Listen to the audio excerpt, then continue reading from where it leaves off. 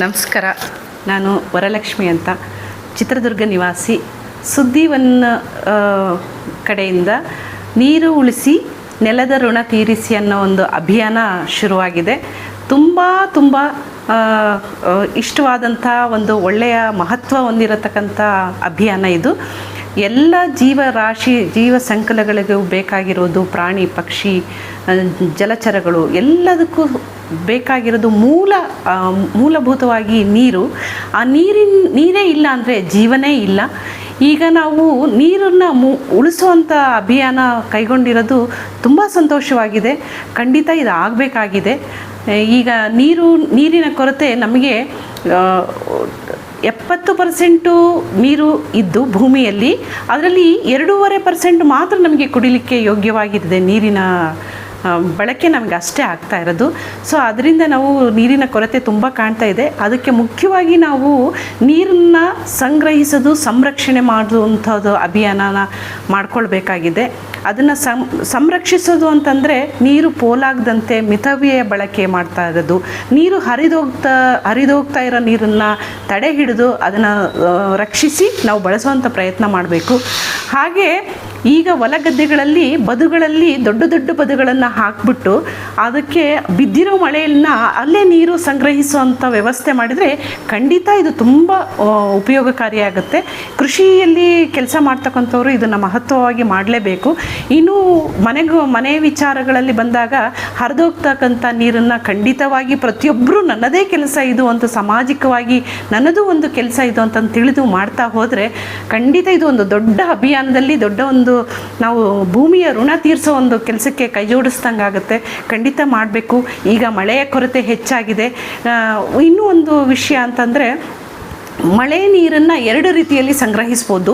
ಬಿದ್ದ ಜಾಗದಲ್ಲಿಯೇ ನೀರನ್ನು ಸಂಗ್ರಹಿಸೋದು ಹಾಗೂ ಹರಿದು ಹೋಗ್ತಾ ಇರತಕ್ಕಂಥ ನೀರನ್ನು ಸಂಗ್ರಹಿಸೋದು. 2 ವಿಧದಲ್ಲಿ ಪ್ರತಿಯೊಬ್ಬರು ಮೇಲ್ಛಾವಣಿ ಮೇಲೆ ಬರ್ತಕ್ಕಂಥ ಮಳೆಯನ್ನು ತಮ್ಮ ಬೋರುಗಳಿಗೆ ರೀಚಾರ್ಜ್ ಮಾಡಿಸೋದ್ರಿಂದ ಮಹತ್ವವಾದ ಕೆಲಸ ಮಾಡ್ದಂಗೆ ಆಗುತ್ತೆ.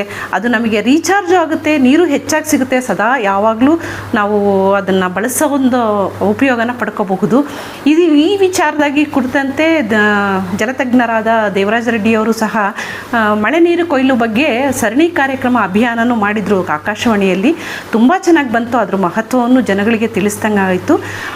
ಅವರ ಒಂದು ಸಲಹೆಯಿಂದ ನಾನು ಸಹ ನಮ್ಮ ಮನೆಯಲ್ಲಿ 13 ವರ್ಷದಿಂದ ಮಳೆ ನೀರು ಕೊಯ್ಲು ಮಾಡಿಸ್ಕೊಂಡು ಮಳೆ ನೀರನ್ನೇ ನಾವು ಉಪಯೋಗಿಸ್ತಾ ಇರೋದು. ತುಂಬ ಒಂದು ಆತ್ಮತೃಪ್ತಿ ತಂದುಕೊಟ್ಟಿದೆ ಈ ವಿಚಾರ ನಮಗೆ. ಈ ವಿಚಾರದಲ್ಲಿ ಸರ್ಕಾರದಿಂದ ಕೆಲವು ಆದೇಶಗಳು ಹೊರಡಿಸ್ಬೇಕು. ಇದು ಮಳೆ ನೀರು ಸಂಗ್ರಹ, ಮಳೆ ನೀರು ಕೊಯ್ಲು ಅನ್ನೋದು ಮ್ಯಾಂಡೇಟರಿ ಆಗಬೇಕು. ಈಗ ಪ್ರತಿಯೊಬ್ಬರಿಗೂ ಇದರ ಅವೇರ್ನೆಸ್ ಬರಬೇಕಿದು. ನಂದೇನು ಬಿಡು, ನಾನೇನು ಮಾಡಿದರೆ ಉಪಯೋಗ ಆಗುತ್ತೆ, ನನ್ನೊಬ್ಬರಿಂದ ಏನು ಅನ್ನೋ ಒಂದು ಮನೋಭಾವನೆ ಹೊರಟೋಗಬೇಕು. ಈ ರೀತಿಯಲ್ಲಿ ಸಂಗ್ರಹಿಸಬೇಕು. ಆಮೇಲೆ ಶಾಲಾ ಕಾಲೇಜುಗಳಲ್ಲಿ ಮಕ್ಕಳಲ್ಲಿ ಇದರದ ಒಂದು ಉಪಯೋಗವನ್ನು ತಿಳಿಸ್ಬೇಕು.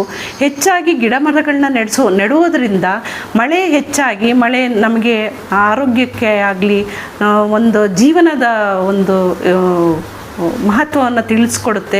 ಕಾಡು ಹೆಚ್ಚಾದರೆ ಮಳೆ ಬರುತ್ತೆ, ಆಗ ನಮಗೆ ನೀರಿನ ಅಭಾವವನ್ನು ಕಡಿಮೆ ಆಗುತ್ತೆ. ಮುಂದಿನ ಪೀಳಿಗೆಗೆ ನಾವು ನೀರನ್ನು ಉಳಿಸ್ಕೊಡೋ ಒಂದು ಜವಾಬ್ದಾರಿ ನಮ್ಮ ಮೇಲಿದೆ. ಅದನ್ನು ನಾವು ಶ್ರದ್ಧೆಯಿಂದ, ಇದು ಪ್ರಮುಖವಾದ ಕೆಲಸ ಅಂದ್ಕೊಂಡು ಪ್ರತಿಯೊಬ್ಬರು ಹಿರಿಯರು ಮಕ್ಕಳಿಗೆ ಹೇಳ್ತಾ ನಾವು ಪ್ರಕೃತಿಯನ್ನು ಉಪಯೋಗಿಸ್ಕೊಂಡಿದ್ದೀವಿ, ಪ್ರಕೃತಿ ಜೊತೆಗೆ ನಾವೇನಾದರೂ ಮಾಡಬಹುದಾ ಅನ್ನೋ ಒಂದು ಕೆಲಸವನ್ನು ಮಾಡಬೇಕಾಗತ್ತೆ. ಈಗ ಆಗೆಲ್ಲ ಕೈಗಾರಿಕೆಗಳಲ್ಲಿ ಎಷ್ಟೊಂದು ನೀರು ಪೋಲಾಗ್ತಾ ಇದೆ.